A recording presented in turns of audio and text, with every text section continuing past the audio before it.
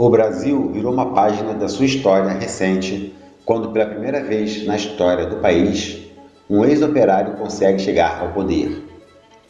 Ao invés de uma revolução socialista, Luiz Inácio Lula da Silva consegue se eleger presidente da República com ampla maioria dos votos, mediante eleições gerais, um método há muito tempo difundido e aceito pela burguesia, uma vez que é ela mesma quem o controla. Mas para que isso fosse possível, o seu partido, o PT, teve que abrir mão de seu passado e, em nome de um pragmatismo, se aliou com o PMDB, o Partido do Movimento Democrático Brasileiro, representante da elite nacionalista do país. Seu governo foi marcado por uma agenda social, mais comprometida com o povo trabalhador, em comparação ao governo neoliberal de Fernando Henrique Cardoso. Destaque para a política externa, mais independente de Washington, também comparada ao governo antecessor. Entretanto, o Partido dos Trabalhadores não fez uma ruptura com o latifúndio, o capital estrangeiro e nem com as oligarquias nacionais, pouco avançando na reforma agrária e na questão habitacional ou econômica. O capitalismo permaneceu de pé, ao contrário, teve até um recrudescimento através das reformas previdenciárias, dos juros altos para atrair capital estrangeiro e a manutenção da política de câmbio flutuante. O governo transformou a dívida externa com o FMI em títulos do Tesouro, pulverizando-a e vendendo aos especuladores internacionais. Estendeu o crédito para os mais pobres, financiando casas, eletrodomésticos e outros bens como automóveis. Contratou médicos estrangeiros para regiões do país onde parte dos médicos nossos não queriam ir. Ampliou áreas de reservas indígenas, chegando a entrar em fazendas antigas, criando problemas para os seus proprietários que perderam terras. Pobres passaram a andar de avião, coisa antes restrita à classe média e alta. Devolveu a dignidade das empregadas domésticas, ao terem seus direitos trabalhistas equiparados aos demais trabalhadores, pondo um fim ao aspecto preconceituoso com estas trabalhadoras. Investiu na pesquisa nuclear, contrariando interesses estadunidenses que preferiam ver o Brasil dependente deles. No momento favorável, obteve grandes reservas internacionais em dólar, quando o preço do barril de petróleo estava em alta, assim como da matéria-prima. Resumidamente, o governo do Partido dos Trabalhadores servia a dois senhores, os trabalhadores e os patrões, mas estes últimos sempre levavam a maior vantagem, como, por exemplo, as privatizações que seguiram o curso numa atitude contraditória.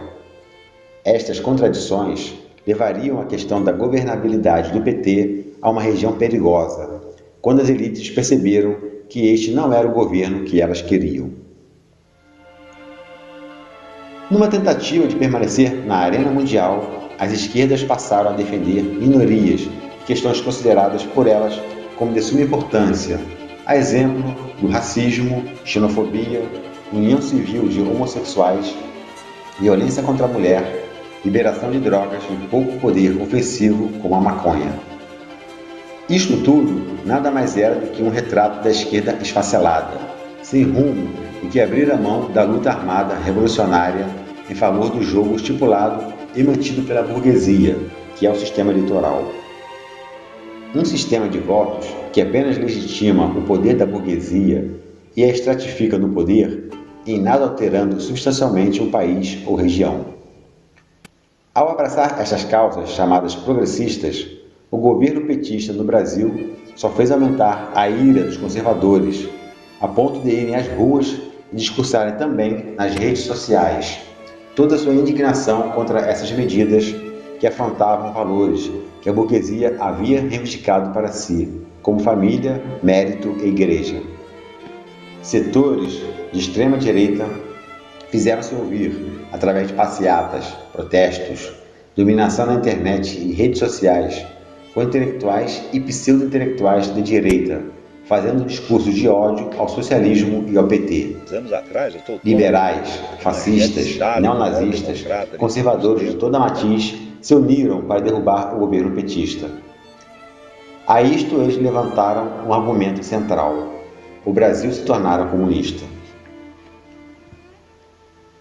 Mas esta acusação infundada é se afogar no absurdo, uma vez que tais medidas progressistas estão longe de pertencer ao comunismo. Foram medidas paliativas, como a lei de cotas, que só fez aumentar a polêmica e a confusão sobre o que é mérito ou não. Medidas estas, como a manutenção do programa de bolsas de auxílio aos pobres, na tentativa de diminuir a pobreza, sem atacar suas causas, que são mais profundas, apenas fez aumentar o eleitorado do governo, que caminhava perigosamente em populismo. Não houve uma ruptura com a ordem e o velho Estado burguês. Até que as elites deram o golpe com auxílio dos Estados Unidos. Preparou-se o fim do PT e das esquerdas em geral, num projeto de curto e longo prazo, atacando todas as atitudes e discursos esquerdistas, em todos os âmbitos e frentes: jornais, revistas, rádios, televisão, ONGs, internet, associações de classe, maçonaria, igrejas, institutos organizados pela direita, como o recém-inaugurado Instituto Millennium, e tudo o que pudesse se imaginar. Aliado a isso, existe o avanço da extrema-direita no mundo, como se a história estivesse reeditando a Guerra Fria.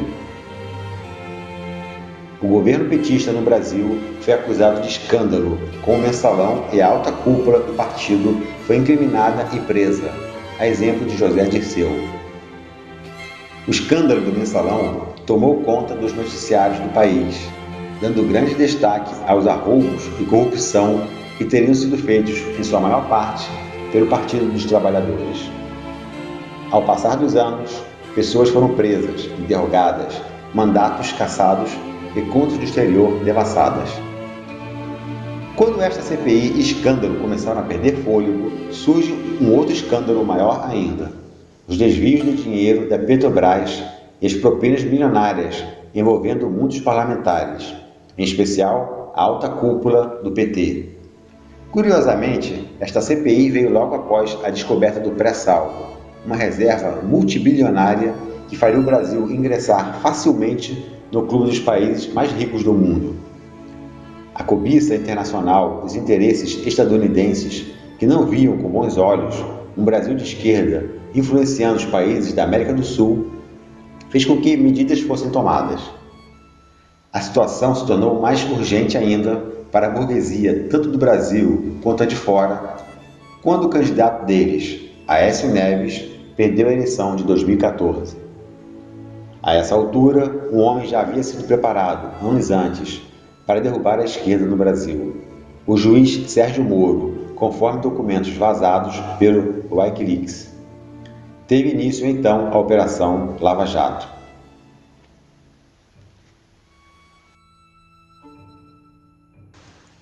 À medida em que a Operação Lava Jato ia se desdobrando em operações sucessivas, onde se descobria mais e mais casos de corrupção, era nítida a maior participação do PT no mega esquema de propinas.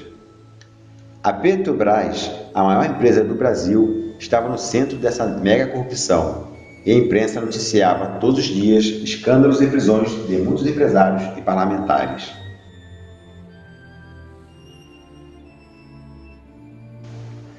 Entretanto, muitos analistas, juristas e jornalistas de esquerda perceberam que os tais vazamentos de informações, algumas até confidenciais para segredos de justiça, eram seletivas, isto é, atingindo o PT.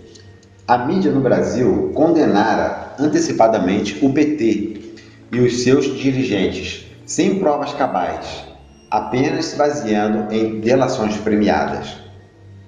O resultado de todo esse aparato midiático, nunca antes visto no país, levou ao impedimento da presidente Dilma Rousseff, entrando em seu lugar o vice Michel Temer, que se uniu aos demais partidos de direita, com o PSDB e os Democratas, para desfazer tudo que o governo dos trabalhadores havia feito, ou quase tudo.